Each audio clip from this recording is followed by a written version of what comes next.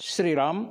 इस वीडियो में यह दर्शाया गया है कि परमात्मा कण कण में व्याप्त होने पर भी उन वस्तुओं के दोषों से लिप्त नहीं होते हैं, वे स्वतंत्र हैं, निर्दोष हैं। ओम नमः परमहंसाय स्वादित चरण कमल चिन्ह मकरंदाय भक्त जनमानस निवासाय श्री रामचंद्राय।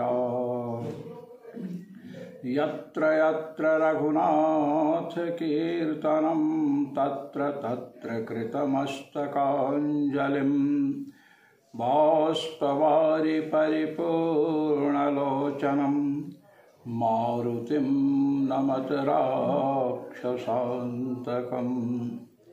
सीतानाथ समारम्भां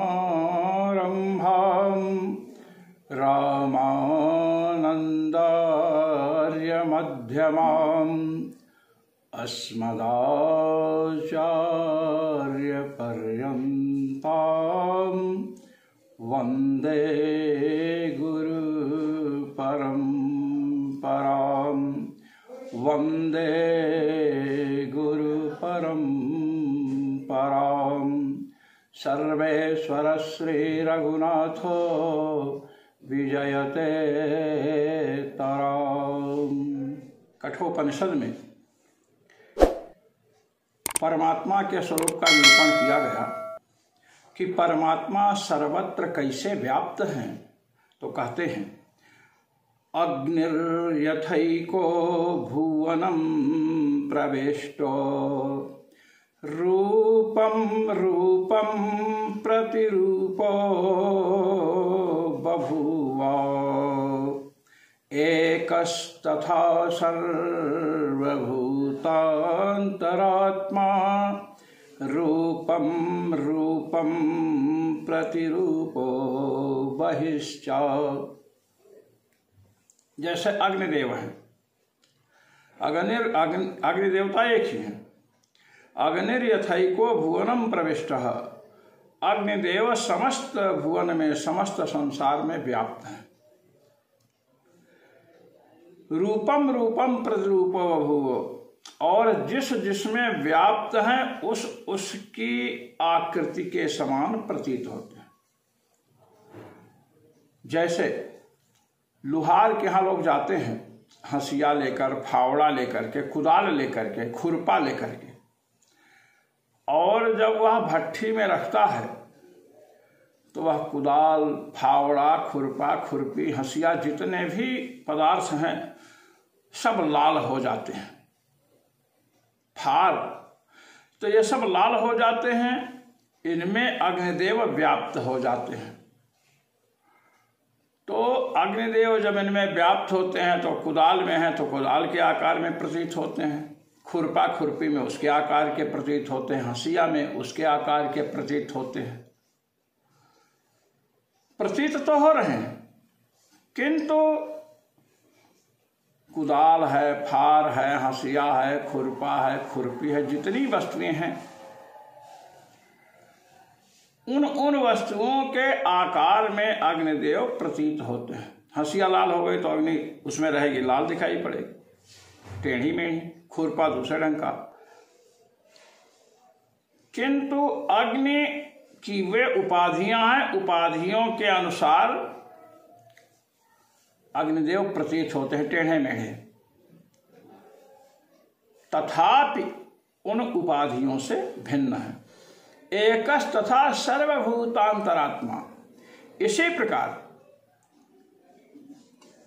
संपूर्ण प्राणियों के अंतर्गत निवास करने वाले, संपूर्ण प्राणियों की अंतरात्मा जो भगवान हैं, रूपम रूपम प्रतिरूपो बहिश्च, वे भी देवता, मनुष्य, पशु, पक्षी आदि रूपों के समान प्रतीत होते हैं।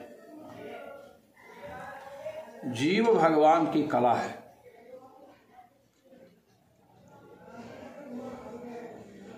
भगवान ही जीव रूपी कला के द्वारा समस्त प्राणियों में प्रविष्ट हुए हैं।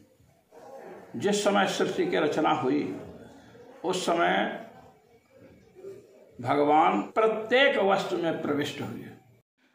तत्सृष्ट्वा तदेवानुप्राविशत्। जितना चराचरात्मक जगत विद्यमान है, हाथी घोड़ा पशु पक्षी देव मनुष्य, इन सबको श्रुतियों ने साक्षात परमात्मा कहा है। सर्वम खल इदम ब्रह्म,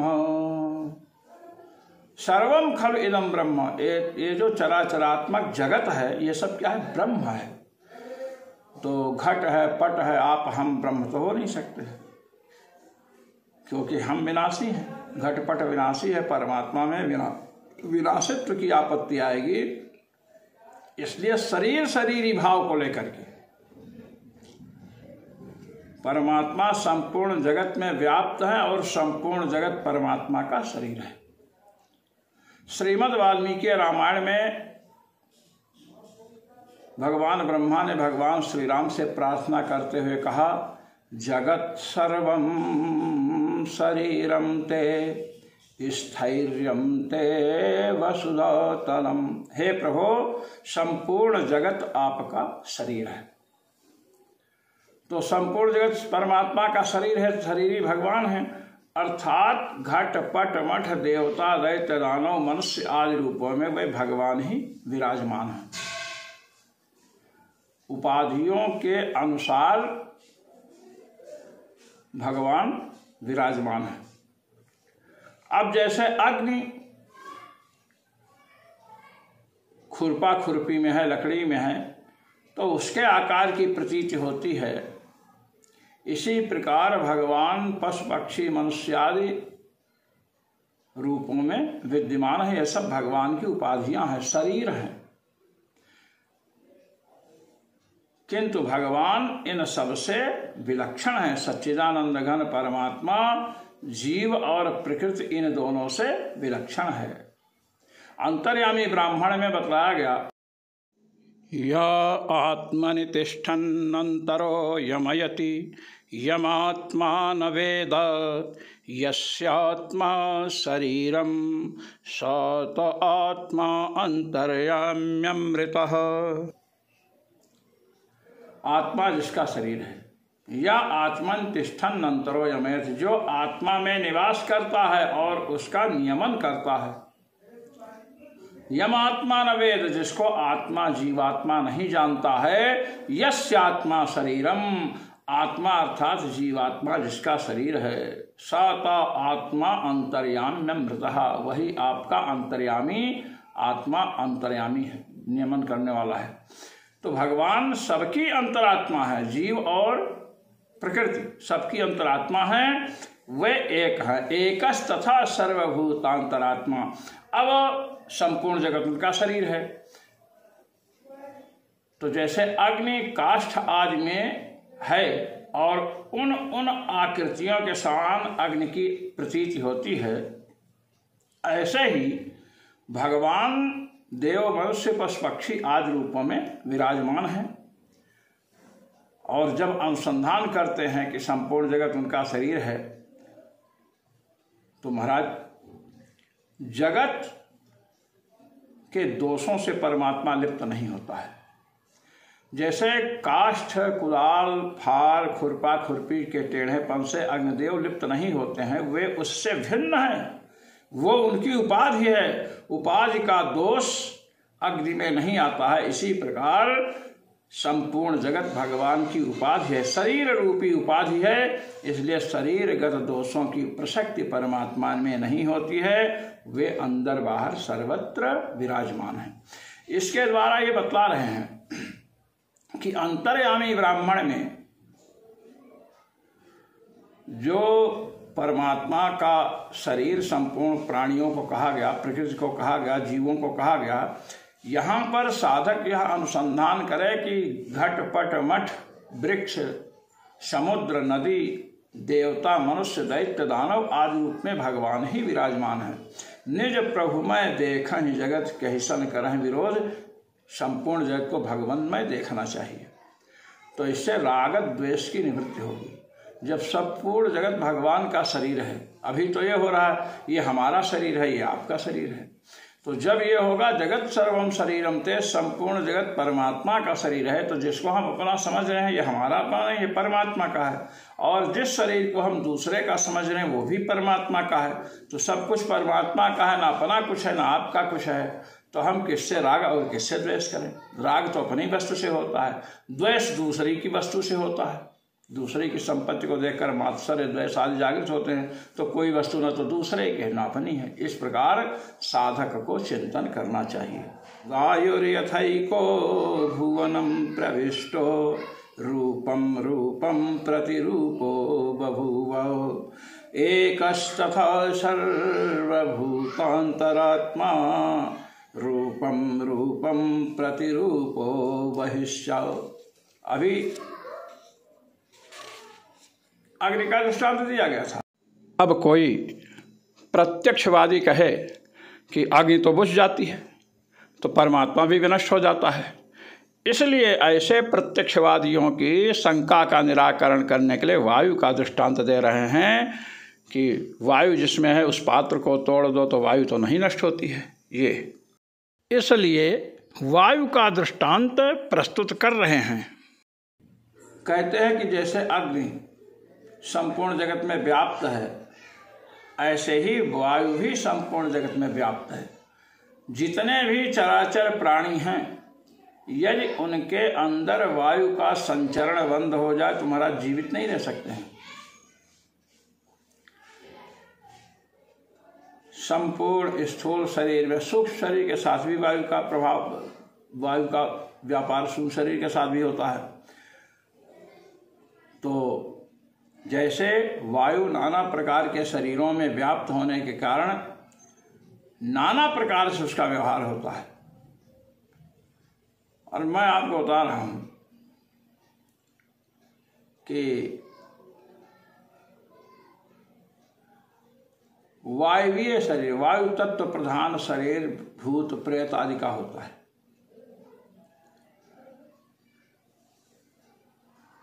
तेजस तत्व प्रधान शरीर आदित्य लोक में प्रसिद्ध है, और पृथ्वी तत्व प्रधान शरीर मृत्यु लोक में, जहां अपने लोग हैं, अपने लोग का पार्थिव शरीर है। जल तत्व प्रधान शरीर वरुण लोक में है, जल आदि में है। तो जैसे वायु संपूर्ण लोकों में व्याप्त है। अब आप देखिए, दृष्टांत के लिए मैं बता रहा हूं।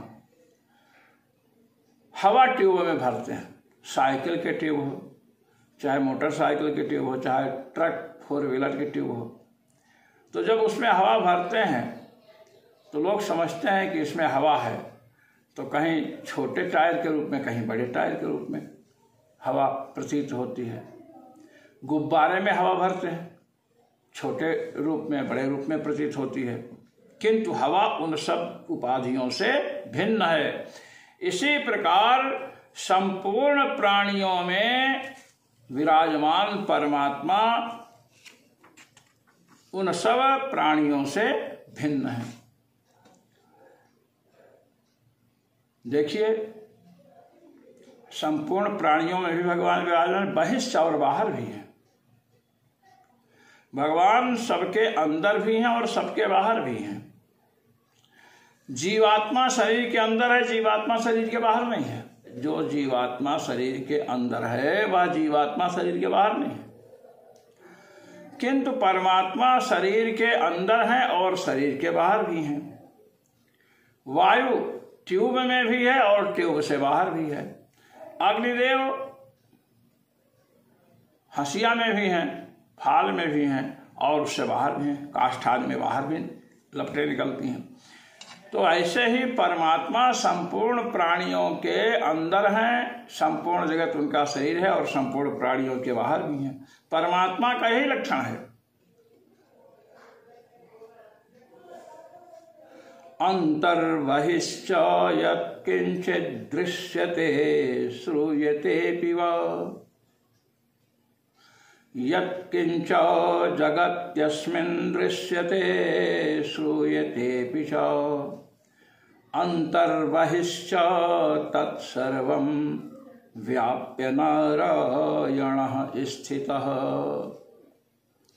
इस जगत में चराचरात्मक जो ब्रह्मांड है, इस ब्रह्मांड में जो भी वस्तु दिखाई पड़ रही है या सुनाई पड़ रही है, उनके अंदर और बाहर अंतर्बहिश्च तत्सर्वम, उन सबके अंदर और बाहर व्याप्त होकर के भगवान स्थित है।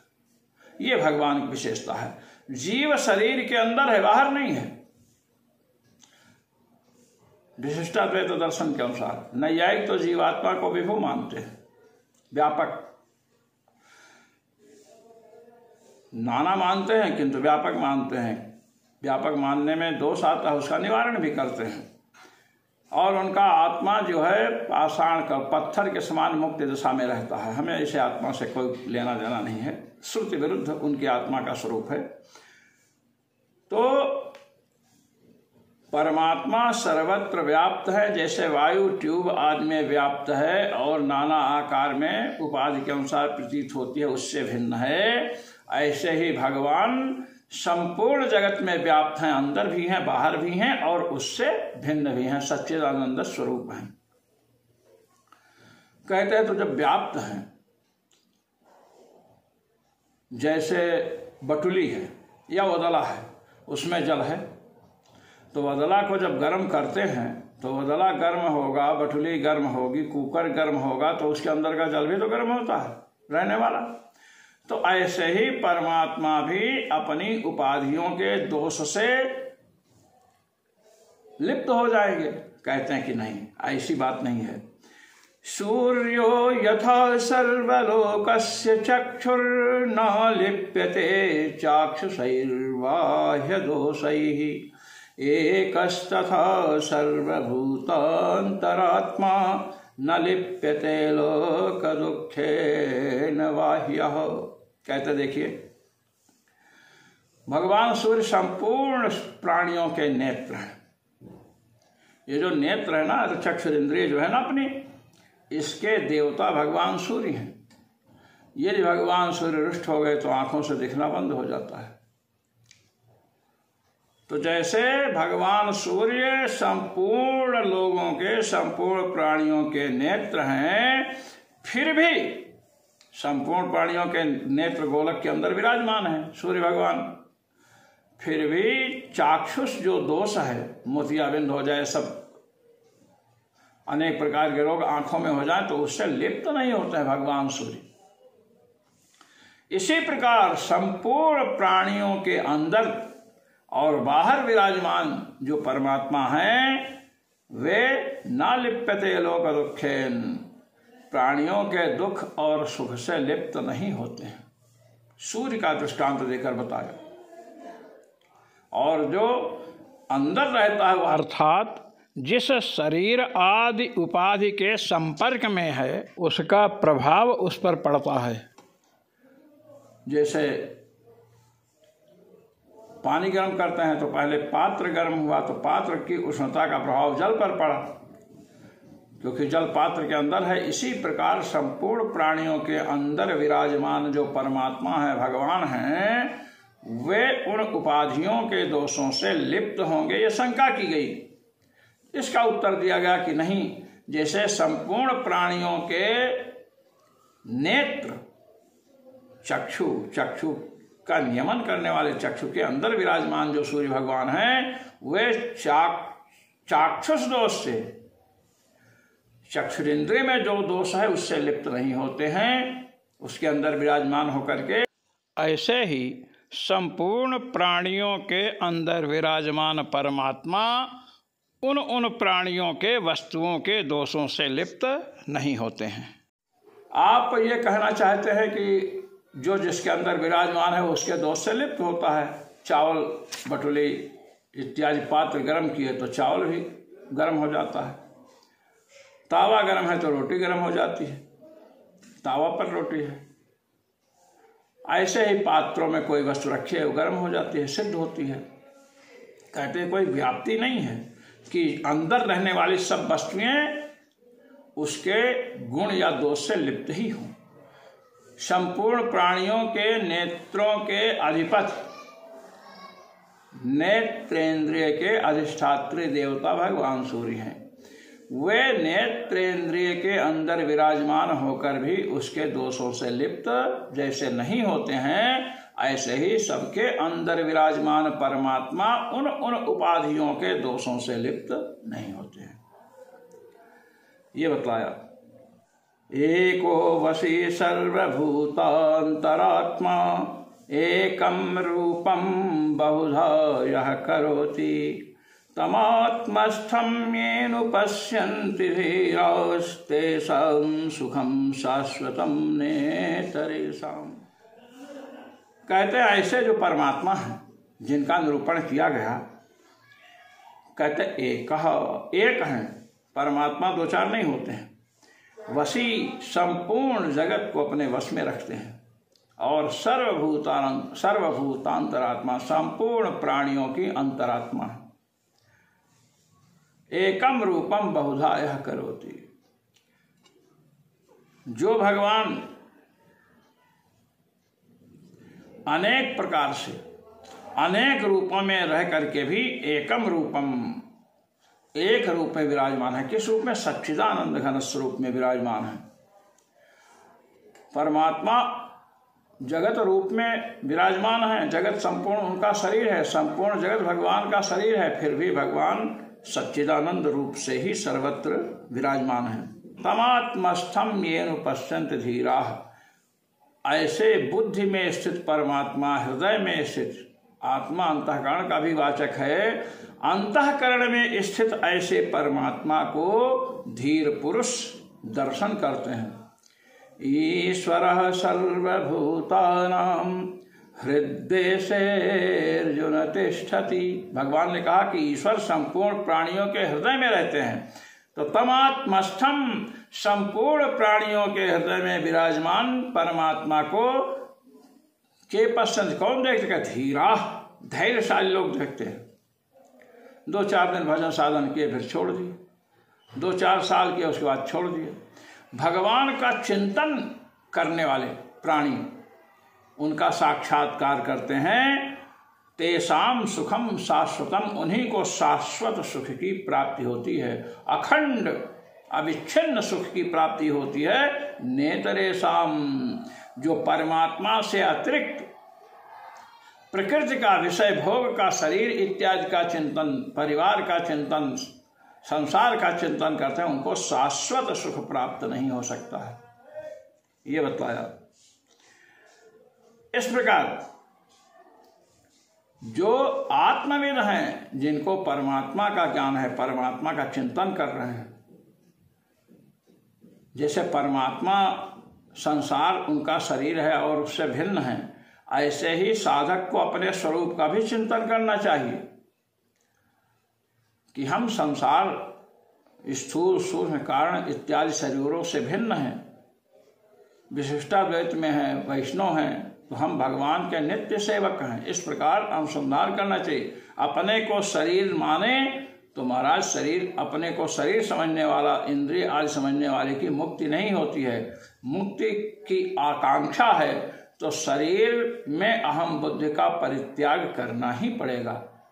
भगवान का चिंतन करने से शरीर में अहम बुद्धि का निरसन होता है, क्योंकि अंतःकरण शुद्ध होता है और ये जो सत्य पदार्थ हैं वे हृदय में स्फुरित होने लगते हैं। जो मनीषी महान भाव कठोपनिषद के पाठ में सम्मिलित होते हैं, उन सभी मनीषी महान भावों को सर्वेश्वर श्री रघुनाथ जी की ओर से अनंतानंत आशीष और मेरी ओर से सादर सप्रेम। जय श्री राम।